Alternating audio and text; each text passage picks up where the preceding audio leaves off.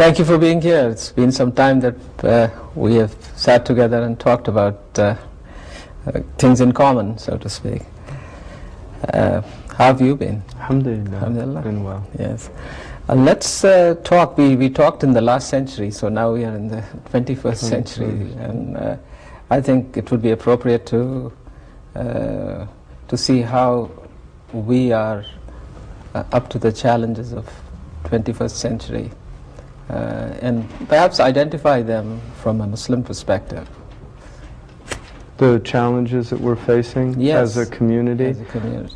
I think probably the greatest challenge right now that we're facing is the dominant global culture, the globalization, which is in reality westernization, and the widespread impact that the media, overall all media, not simply the television, but films, television, electronic media, newsprint, and magazines, books, that what this is having, the impact that it's having on culture. If you take India, for example, India, which is a reasonably conservative culture traditionally, with what this country would call conservative values. What's happening in Indian media is unbelievable. Yeah, Bollywood is going ballistics, yes. That they can produce the films that they're producing, the pornography, because for Muslims, pornography is not what this culture would call soft core or hardcore. It is any displays of gratuitous nudity and sexual displays that are inappropriate for family viewing. It's interesting that you've said two things which are quite important conceptually. One is this term that is being brandished in the media and being used, globalization, and then you have also commented on the media, which perhaps is a vehicle for homogenizing all cultures and beating them into a pulp of globalization. How do you see that? Well, I think it's an accurate description. It is a vehicle. It's Dawkins, the evolutionist biologist from England, talks about memes as opposed to genes, and memes are ideas that infect the host consciousness, and once they begin to spread, like a gene, they become part. They replicate, and they're transferred to the next generation. And this is what I think the media does very effectively, is that it implants these memes into the consciousness of people where they were not there prior to that. And for the Muslims, because we already have a very clear understanding of the world, to pollute that understanding of the world by giving opening our minds to very alien ideas, cultures, and I'm not speaking about in some way against cultural interpenetration, the benefit of cultures, but this is not benefit, this is an onslaught.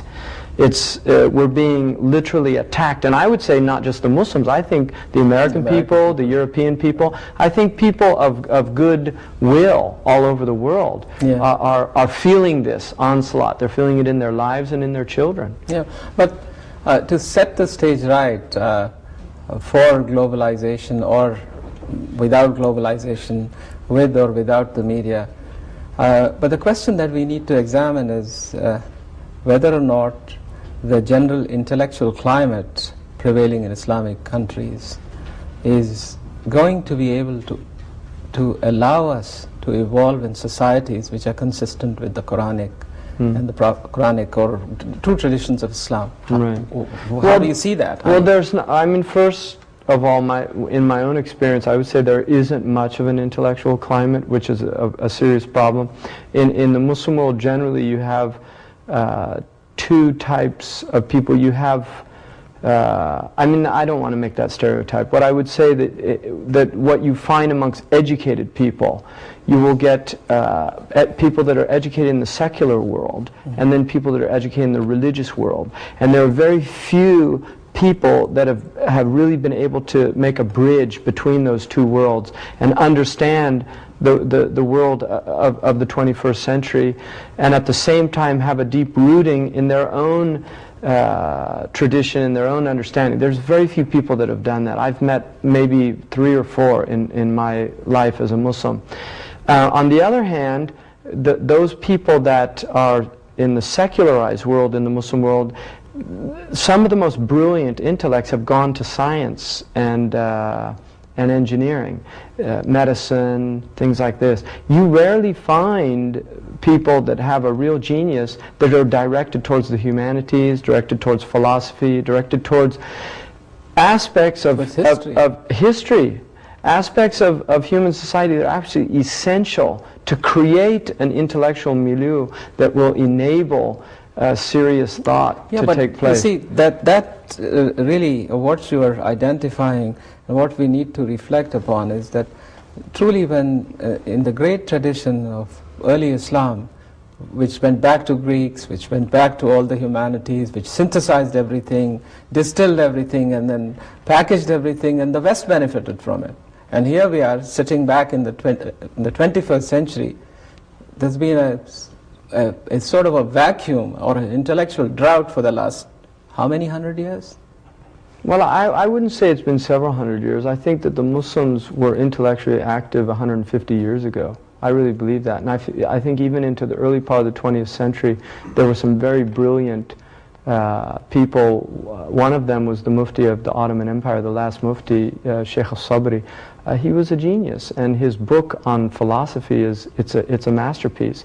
It should be translated into English. I think we did have intellectuals, but unfortunately, the wave of secularism, and because of the fact that those intellectuals were so deeply rooted in a traditional culture and really weren't prepared for the incredible onslaught that was taking place.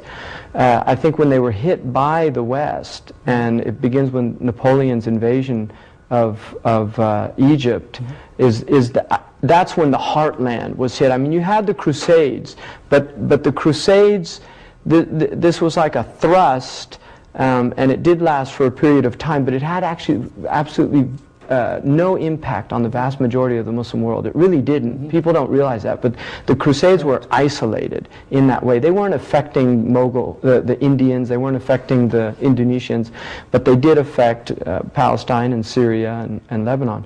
However, when Napoleon entered into Egypt, this is the beginning of the end, and I think the Muslims beginning of the end of their sovereignty, and they were very aware of that because they were unable to defend the heartland, and so I think the ulama were traumatized. The scholars of Islam, they were traumatized, and they weren't able really to respond in a way that reinvigorated the ummah. Yes. I think as much as you are alluding also to that whole experience of colonialism, or being under colonial subjugation for the entire Muslim world, which lasted through, last couple of centuries, to say the least. Now we are free, so-called.